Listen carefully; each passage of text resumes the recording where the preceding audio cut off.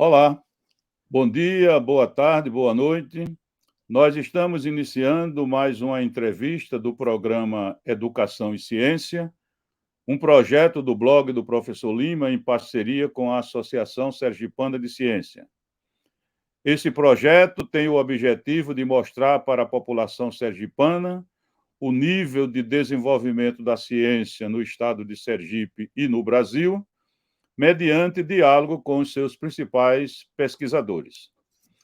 Nós entendemos que essa é uma forma de dar um retorno para a população sergipana em geral, além de estimular os jovens que desejam seguir a carreira científica.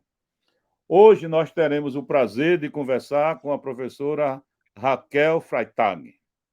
Nós vamos conversar sobre a sua trajetória educacional, sobre os projetos científicos que ela está desenvolvendo e sobre o retorno desses projetos para a nossa sociedade.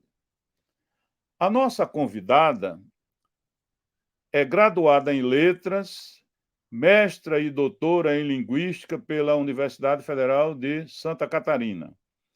Foi vice-presidente da Associação Brasileira de Linguística no período 2019-2021, foi vice-presidente da Associação do Grupo de Estudos Linguísticos e Literários do Nordeste, no período 2019-2020, e foi secretária da Associação Sergipana de Ciência, no período 2016 a 2018. Lecionou no programa de mestrado profissional em Letras, o Profiletras, coordenou o condomínio de laboratórios multiusuários de informática e documentação linguística da Universidade Federal de Sergipe, foi subchefe do Departamento de Letras Vernáculas e vice-coordenadora do curso de Letras Português no período 2017 a 2019, coordenou o curso de mestrado profissional em Letras no período 2013 a 2017. Publicou 133 artigos científicos em periódicos indexados. Publicou ou organizou 18 livros. Publicou 54 capítulos de livros e publicou 47 trabalhos completos em anais de congressos. Realizou 31 consultorias técnicas, examinou 68 dissertações de mestrado e 19 teses de doutorado. Atuou como examinadora de 10 projetos de qualificação de doutorado e 17 projetos de qualificação de mestrado. Atuou como examinadora em 10 bancas de concurso público para professores em diversas universidades. Participou da organização de diversos congressos, feiras e eventos científicos, orientou 34 dissertações de mestrado e 16 teses de doutorado, supervisionou 2 projetos de pós-doutorado e orientou 70 trabalhos de iniciação científica. Atualmente, é professora associada da Universidade Federal de Sergipe, onde coordena o programa de pós-graduação em letras e desenvolve os seus projetos de pesquisa, de extensão e de divulgação científica. Muito obrigado, professora Raquel, por ter aceitado o nosso convite. É um prazer recebê-la. E, para início da nossa conversa, eu gostaria que a professora falasse um pouco sobre a sua trajetória educacional, desde a sua formação na educação básica até a universidade, e diga, sobretudo, o que a levou para essa carreira acadêmica, para a carreira científica. Com a palavra, professora, mais uma vez, bem-vinda.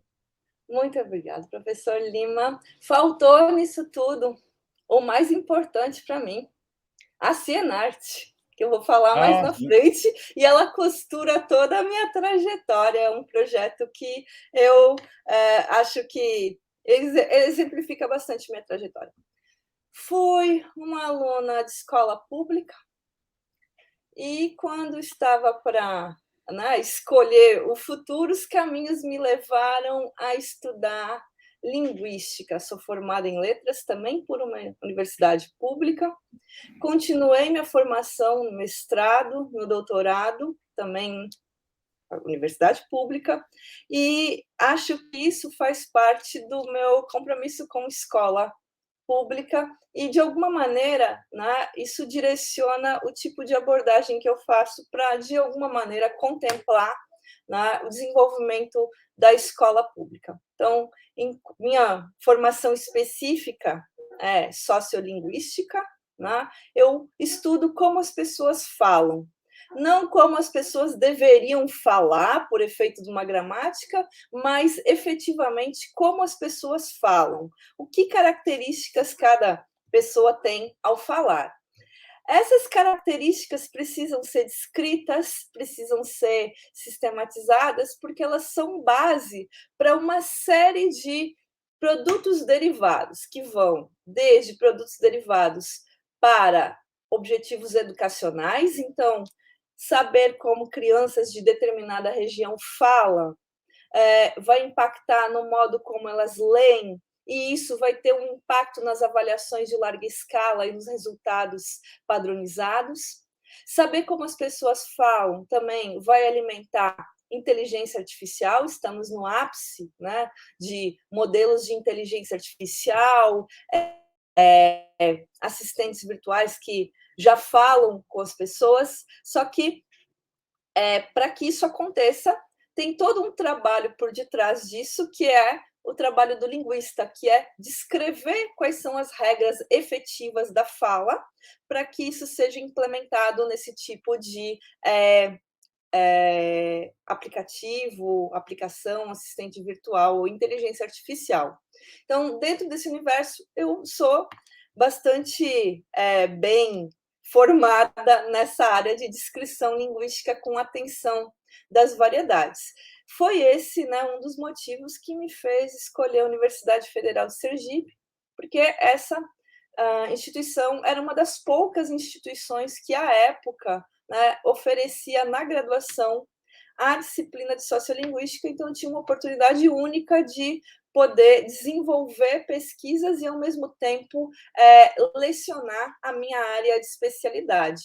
Durante esse processo, né, em que eu fiz a minha escolha e fui selecionada e vim trabalhar na Universidade Federal de Sergipe, no primeiro momento em Itabaiana, um campus de expansão, depois, no segundo momento, vim para São Cristóvão, e desde então eu tenho desenvolvido atividades voltadas, né, a esse retorno à sociedade. Eu queria destacar especialmente, né, o mestrado profissional em letras, fui uma das pessoas que idealizou a proposta, né, participou da comissão que elaborou a proposta, e que dentro da Universidade Federal de Sergipe foi responsável pela implementação desse curso nas suas duas unidades, em São Cristóvão e em Itabaiana.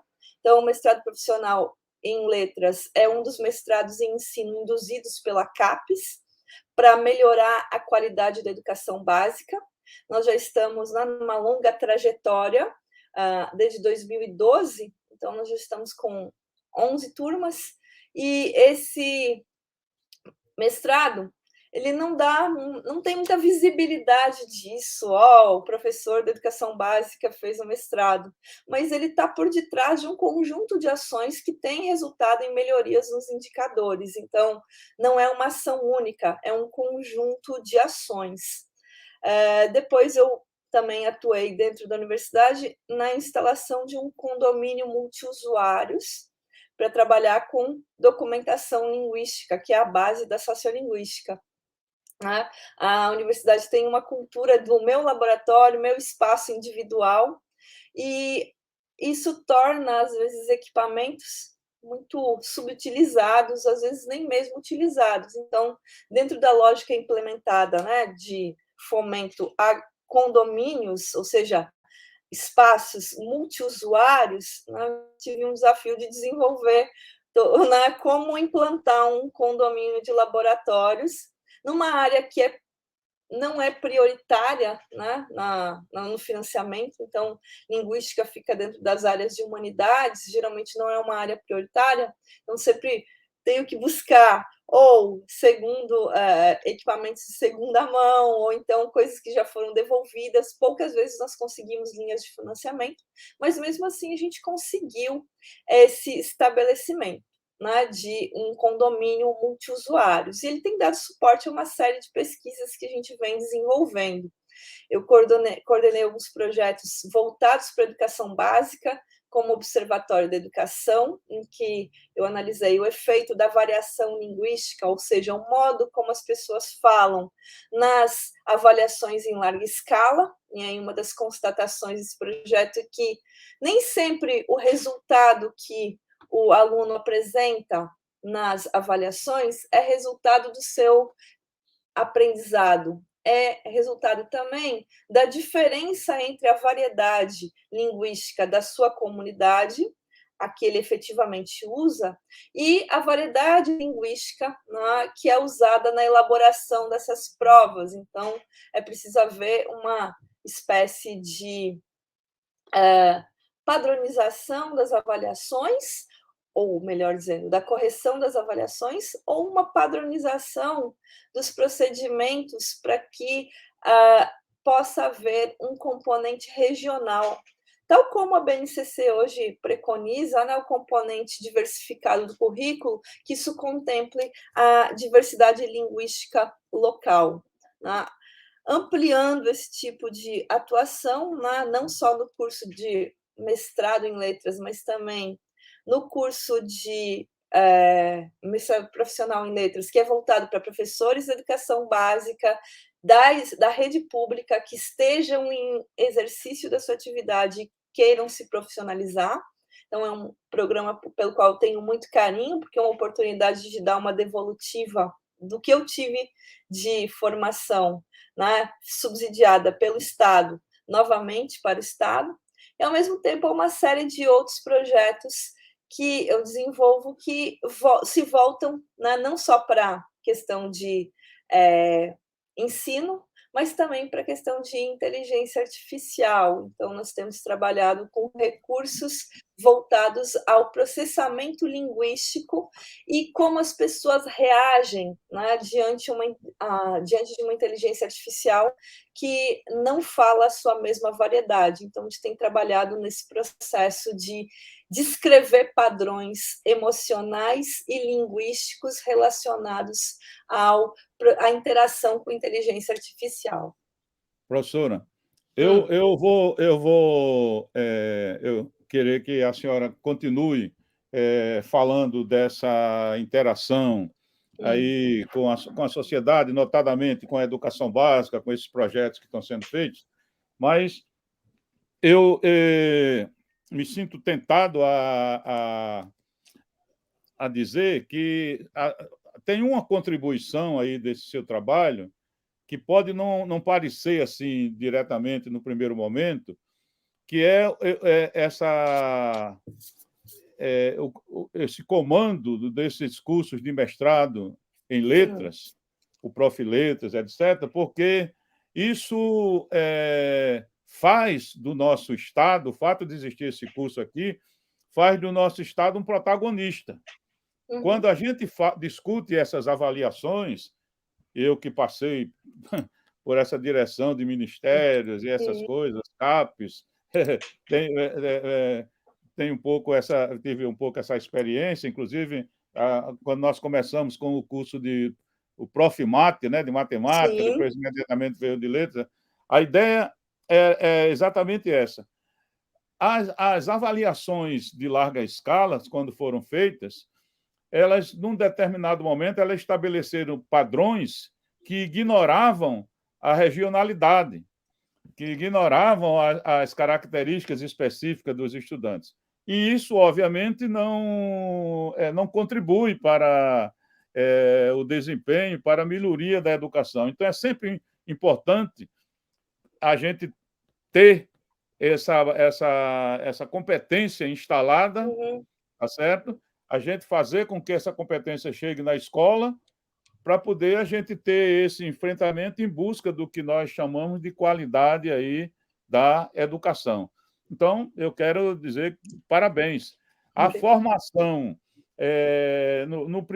nós vamos ter outros produtos mais para adiante, mas a formação de pessoal, a qualificação de pessoal, é sim um grande produto que a gente está entregando para a sociedade sergipana. Então, parabéns. Eu gostaria que a senhora continuasse aí mostrando essa interação e essa devolutiva que a gente faz para a sociedade. Vou pegar o gancho da formação docente e os efeitos das avaliações em larga escala.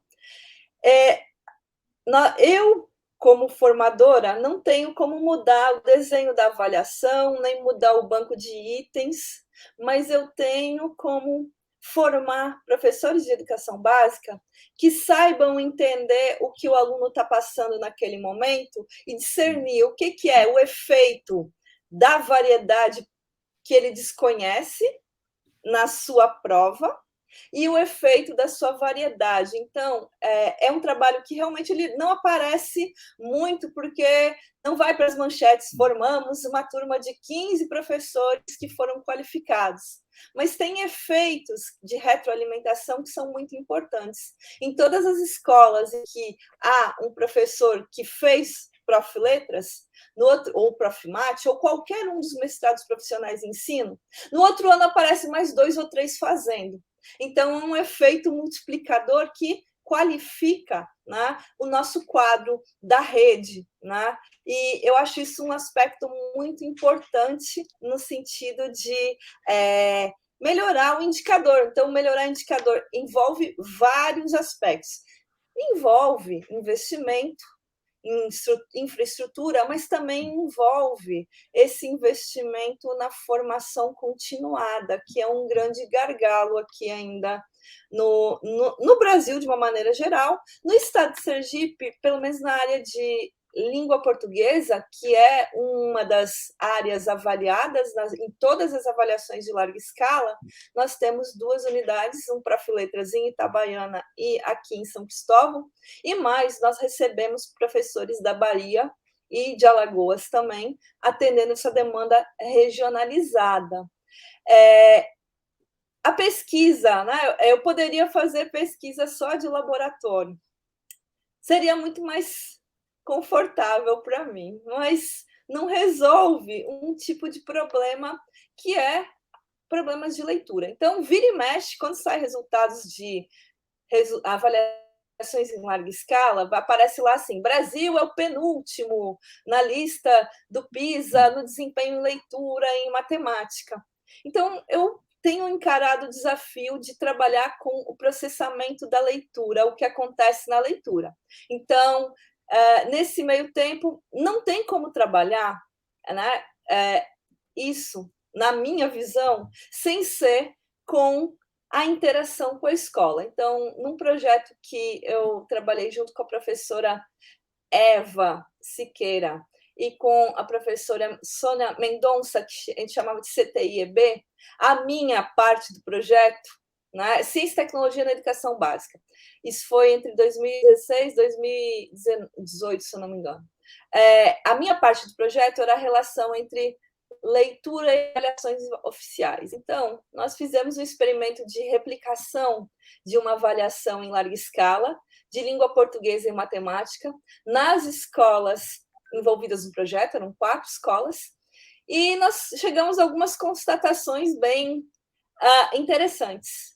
Uma delas é: o aluno que vai bem em língua portuguesa, né, é minoria na escola ainda, porque a prova de língua portuguesa basicamente é uma prova de proficiência em leitura, e a escola tem pouco se dedicado ao trabalho de estratégias explícitas de leitura. O aluno que vai bem em matemática, ele necessariamente foi bem na prova de língua portuguesa, porque a prova Brasil de matemática é uma prova de resolução de problemas. Então, não adianta ele saber tabuada, não adianta ele saber dividir. Se ele não souber ler o enunciado e interpretar o problema que tem ali, ele não vai acertar a operação matemática. Então, existe uma inter-relação muito grande. A leitura é transversal e ela não é só atribuição do professor de língua portuguesa, é de todas as áreas. E uma das atividades que parece ser bem simples, mas a escola não investe muito, porque ela é trabalhosa, eu reconheço, é o trabalho de leitura em voz alta. Agora, as prefeituras têm feito isso via convênio com Fundação Lehman. É uma pena, eles não nos chamam aqui, né? Eu lamento. Tem colegas meus que estão à frente disso. Eles lembram de mim para várias coisas, mas não lembram quando a gente faz isso. A gente fez também, junto dentro do escopo desse projeto, um diagnóstico da leitura, da fluência em leitura em voz alta.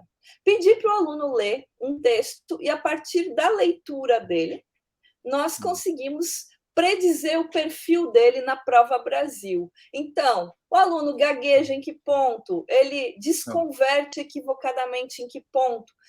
Padronizou isso. Meus colegas que estão em cargos de gestão, eles não querem saber disso, lamento, mas eu estou melhorando isso. E agora, na segunda etapa desse projeto... Não, deixa eu continuar. Na segunda etapa desse projeto, a gente vai estar trabalhando para fazer a avaliação por pista acústica. Então, não é mais um professor que leu a leitura de um por um, com a pista acústica, a leitura em voz alta, gravada de um banco que nós já temos relativamente grande.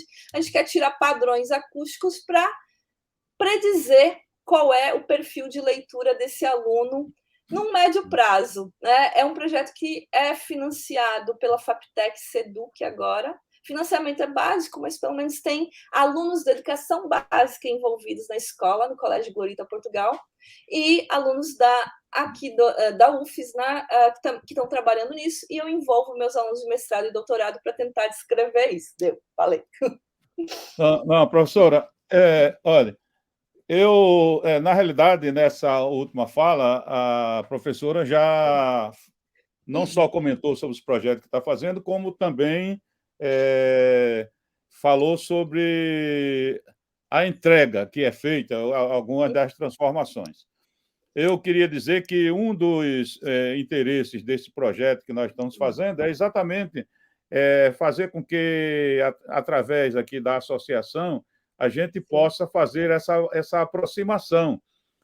Nós temos pessoas qualificadas na universidade que podem contribuir para a nossa educação básica. Então, é preciso que os gestores tenham acesso a essas informações e se disponham a convidar, se disponham a ouvir, assim por diante. Mas eu queria, dado que nós até avançamos já um pouco aqui no nosso tempo, eu queria que você falasse um pouco sobre a Cienarte, os projetos de divulgação científica, tá certo? Para depois a gente fazer um convite aí para os nossos estudantes. Beleza. Então, Cienarte, né? De uma maneira geral, o brasileiro não é muito... O brasileiro gosta de ciência, mas não sabe como fazer ciência. Então, tem várias pesquisas, às vezes, que mostram isso.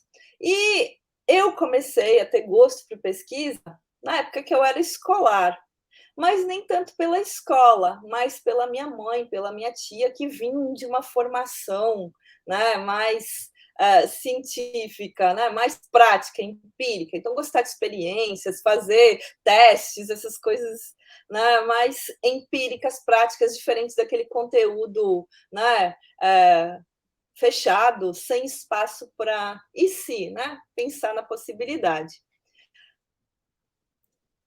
E eu vejo esse encorajamento, isso foi importante para mim me manter no curso de graduação, por exemplo, ter entrado na iniciação científica, isso foi importante para mim. E um belo dia eu topei nos corredores da UFES com outras colegas que pensavam o mesmo do que eu, né? E elas estavam começando, era a professora Eva, a professora Zélia, estavam começando, ou já existia, mas ainda não estava tão forte como é hoje, o projeto Cienarte, e eu disse, não, é aqui o meu espaço. O projeto Cienarte, Ciência e Tecnologia na Educação Básica, é um projeto que, no primeiro momento, tem como objetivo levar esse espírito de fazer ciência na escola. A escola é um espaço de formação, mas nem sempre há um espaço para fazer ciência. Muitas vezes vem aquele material fechado, né? E o professor se limita a aquele material. E nós entendemos que há já, especialmente com essas políticas de formação de continuada para FIMAT, para FILETRAS, que são bem fortes aqui no Estado, e não só, há professores que querem ir além. Então, o projeto Cienarte, em primeiro momento, dá suporte ao professor que está na educação básica a desenvolver projetos de pesquisa. Então, nós fomos, em um tempo atrás, né, a todas as DREs do Estado, fazer cursos para os professores de como elaborar um projeto de pesquisa e solicitar a FAPTEC bolsas, auxílio financeiro, como estruturar um projeto de pesquisa. Depois nós fazemos um curso de como elaborar resumos e artigos científicos e agora diários de bordo. E depois nós organizamos uma feira junto com a Semana de Ciência e Tecnologia, em que os trabalhos desenvolvidos por esses professores são apresentados, né, avaliados e premiados. A Cienarte é uma feira que esse ano vai para a sua 13ª edição, e ela envolve em torno de 5.000 estudantes da educação básica do Estado. É muita gente mesmo, das diferentes áreas, né? Tanto trabalhos de bancada como trabalhos de palco. E durante o ano nós vamos oferecendo sistematicamente oficinas para os professores a partir das demandas. Então, criatividade em sala de aula, experimentação com seres vivos em sala de aula, trabalho com preconceito, envolvendo pesquisa em sala de aula, vários temas que são demandas, né, de professores de educação básica, com interface nas suas pesquisas, que nós tentamos buscar especialistas, né, para dar essa oferta. A Associação Sergipana de Ciência tem sido uma parceira nesse trabalho, né, não só com o suporte financeiro sempre que possível, mas também com um apoio e com a disseminação, né, das nossas demandas para a comunidade científica. A Cienarte é um projeto para a educação básica, mas que funciona só se houver a sensibilização da comunidade acadêmica para contribuir. E muitos dos alunos que apresentaram trabalhos na Cienarte, hoje são alunos da graduação, alguns estão fazendo mestrado, doutorado. Então, quando eu ando no corredor da UFES, às vezes as pessoas me cumprimentam e os alunos me cumprimentam assim, mas eu não dou aula para essas crianças aí.